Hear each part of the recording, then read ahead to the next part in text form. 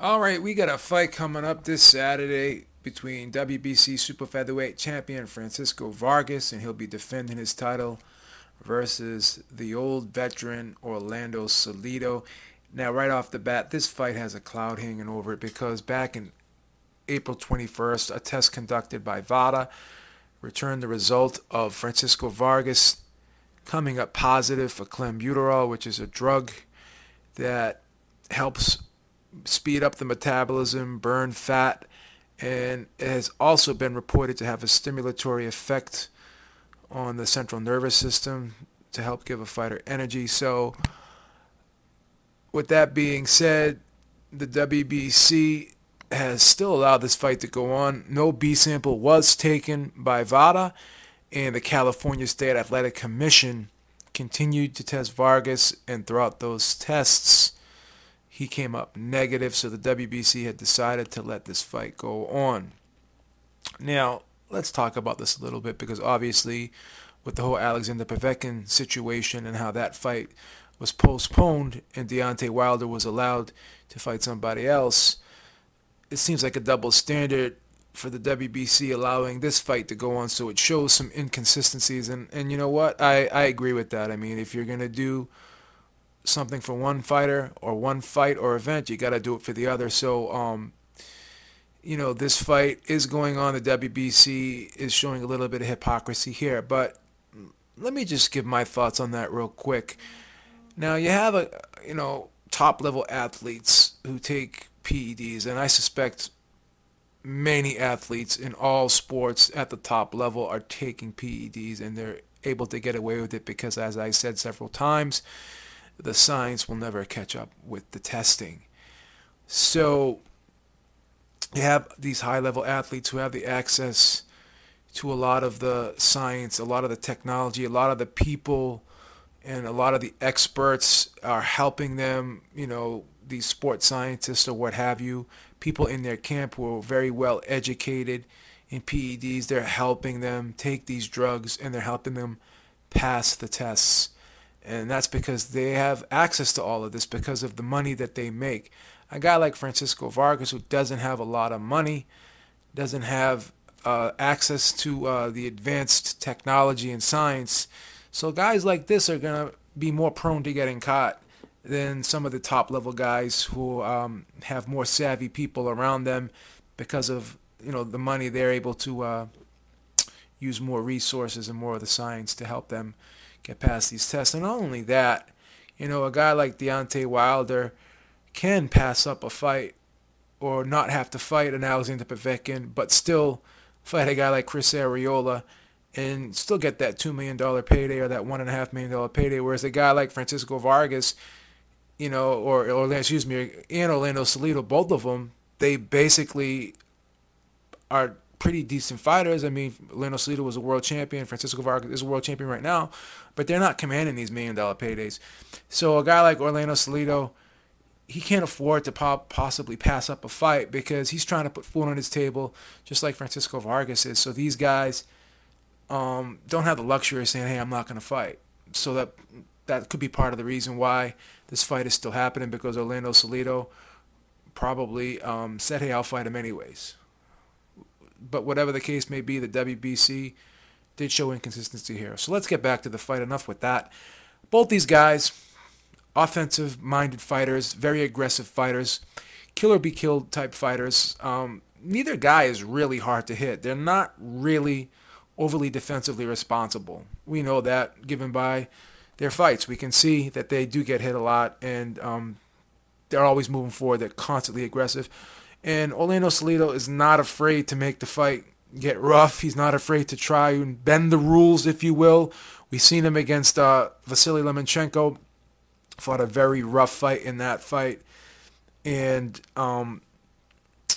used his physicality a lot in that fight and kind of mauled Lomachenko a lot. And there was just a lot of roughhouse tactics in that fight. But with that being said, the fight was still competitive, but Salido was able to edge out a close split decision victory.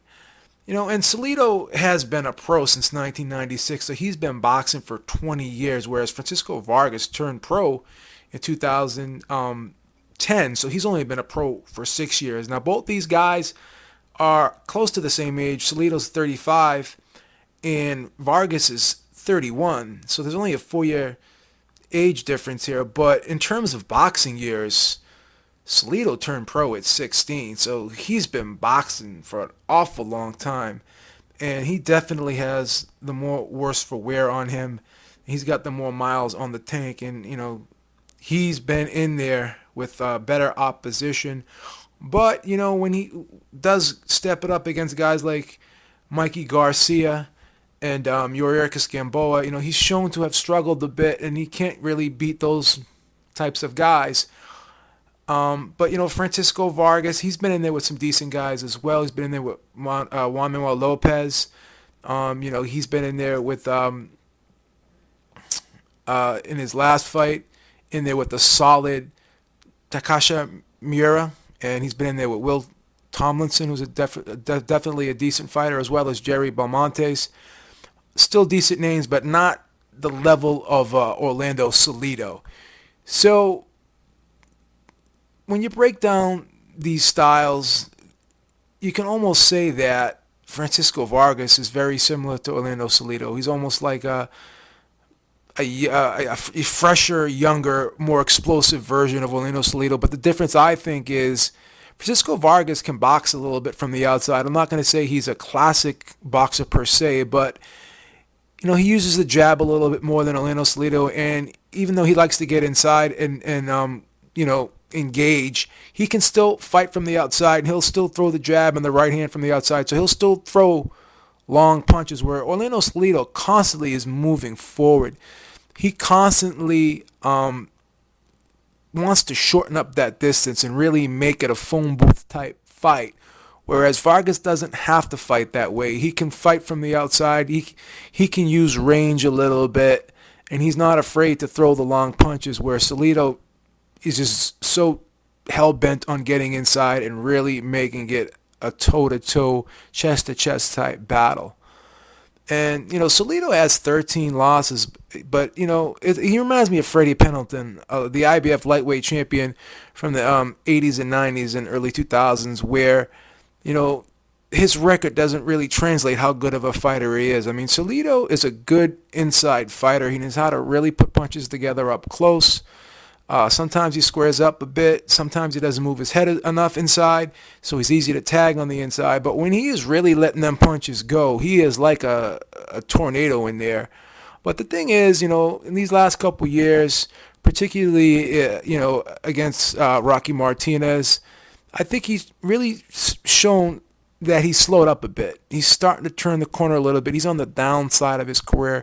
Whereas Francisco Vargas, he's a murderous puncher. He's got 17 knockouts in 24 fights. So this guy is a beast. He can really crack. He's bigger, he's taller and longer than Salido. So I don't think Salido's going to be able to manhandle Vargas like he did Lomachenko and other fighters. So I think that Francisco Vargas is the more explosive guy. I think he's the quicker guy. I think he's the fresher guy, and I think he definitely hits harder than Salido.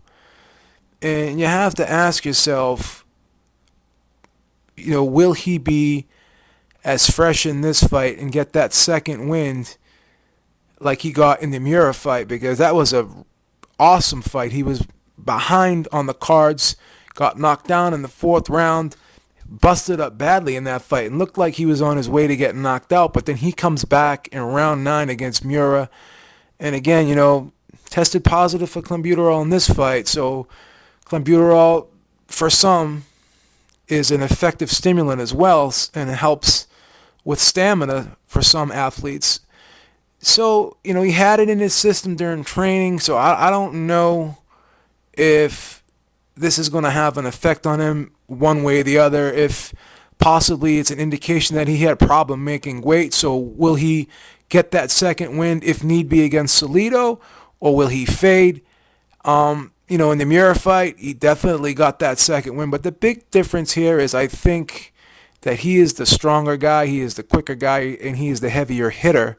And he's a little bit more versatile than Orlando Salido. I think if he uses his range and distance, I think he can catch Orlando Salido at the end of his punches, and Salido won't be able to get in his comfort zone up close inside. So I think he'll try to use range and distance in this fight, and I think that he'll be able to keep Salido at the end of his shots. And even if Salido does, get past his jab and does end up getting inside a little bit, I still think Francisco Vargas is big and strong enough to deal with him on the inside.